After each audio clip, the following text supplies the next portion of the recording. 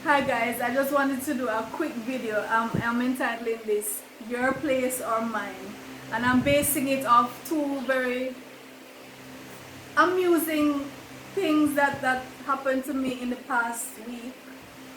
Amusing, and it's at the same time kind of sad too, to be honest. So your place or mine. Now this question usually comes up when you meet someone maybe in a bar, or you just pick up someone somewhere and maybe decide to have a one night stand, and you say, well, your place or mine, where do we go? And sometimes for some persons, depending on where they live, who they live with, their place is not an option because you just can't bring anybody there for whatever reason. Maybe it's not presentable, or maybe you have kids there who you don't want to expose to certain things, or maybe you live with family, it's not your place, you can't bring anybody there for whatever reason. So sometimes you might choose to go to the other person's place if they have access, or you might choose to go to a motel or a hotel or wherever. Now, I was in a taxi in the week, and two guys, I think they were in the taxi before I got in. So I got in, I was in the front, they were in the back seat. And when we got to a certain stop, they were looking through the window and they saw this woman. She looked like, well, she was kind of plump, so it's hard to judge like her age, but she looked like probably late 20s, early 30s, right? So these guys, so as soon as they saw her, they pointed her out, and they started talking about this woman, and they were saying, there she is, there she is. And so basically they were saying this woman this girl was one of the many girls. Now guys can talk and tell lies sometimes, right? So maybe nothing really goes up, but based on what he was saying, this is one of the many girls who he had been wanting to get, and it seemed as if she was finally playing into his hands, so she's ready now for him. And he was telling his friend, and these are guys with locks, and they were talking as if they are Rastafarians, and talking about their sacred temple and their covenant. These guys were in their 20s, so same age as the girl, right? And he was saying, and she had on a wig, typically how girls in that age group dress and carry themselves. And these guys were saying, looking down on her and saying, she's gonna get with them, and they don't want her to defile their covenant, their sacred body. So he's only gonna give her a one night stand because he doesn't want her to defile his covenant. And he was saying, she said she has nowhere to go. She can't take me to her relatives, and I'm not bringing her to my place. That's what he said. I'm not bringing her. So he doesn't even respect her enough to take her to his place. He said, and she has no friend. She has no friend where we can go. So he's going to be looking. He said, I'm going to look for a motel, and I'm going to look for the cheapest motel. Probably $1,000 motel. This is how he's talking. I'm in the car. The driver is in the car. I want to find the cheapest motel. I don't even want anything too expensive. This is how this guy is talking. And wearing locks and saying he's a Rasta man. These two young guys. And I'm looking at her because we stopped at the stop. The driver was doing something. We stopped for a little bit.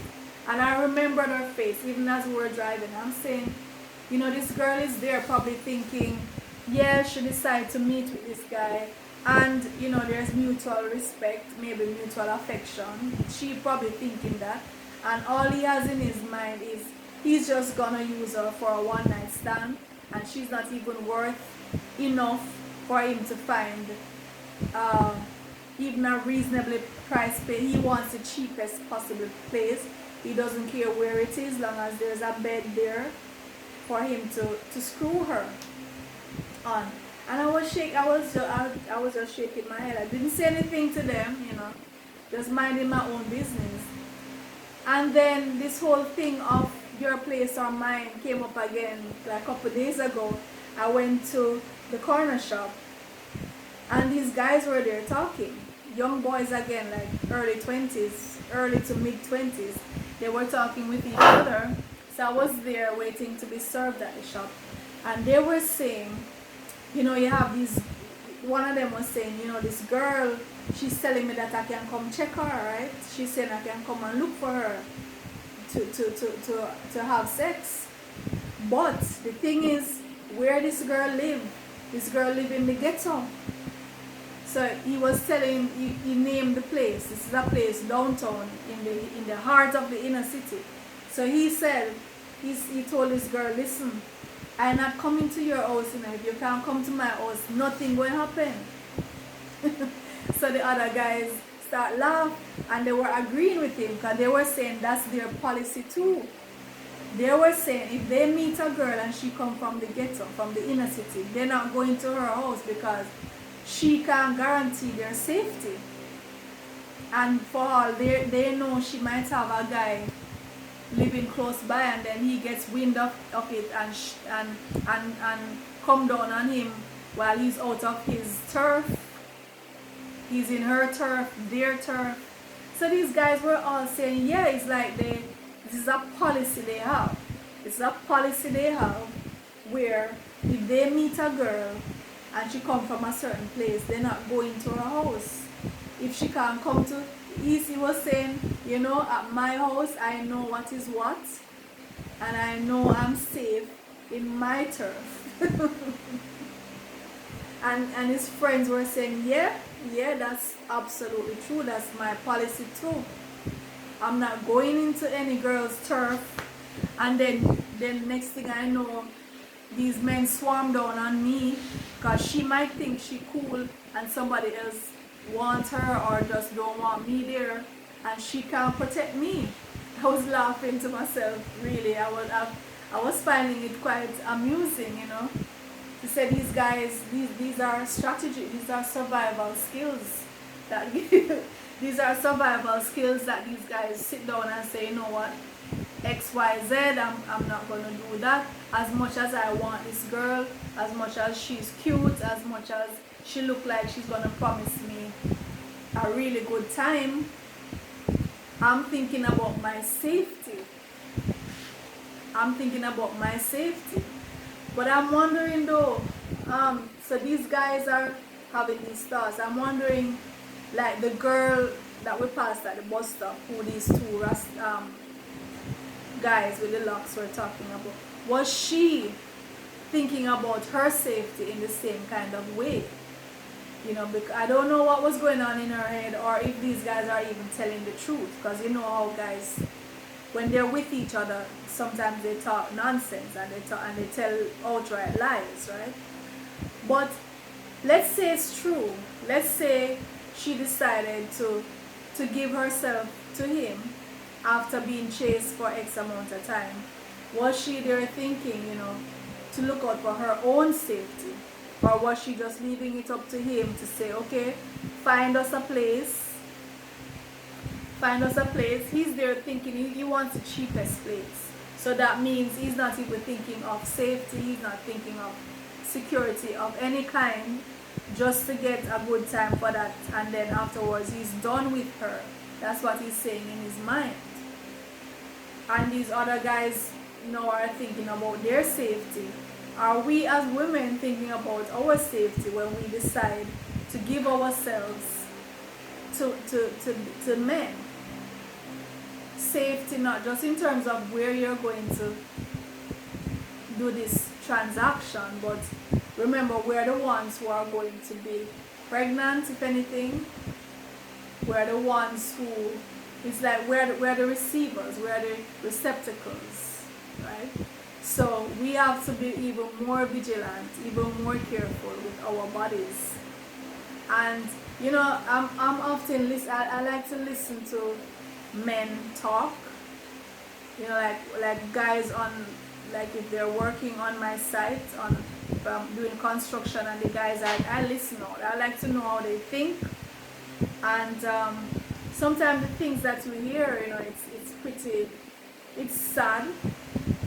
But this is how they think about, this is how many of them think about women. Some things that you hear these guys say, and then you'll be saying to yourself, I wonder what the girl is thinking. This girl in this situation, what is she thinking? She probably thinking, oh, he's this nice guy who is going to look out for her, who is going to protect her, and that's not necessarily the case, right? That's not necessarily the case. So we have to really look out for ourselves as women, because some of these men have no respect, nothing named respect for the female. Absolutely no respect. None.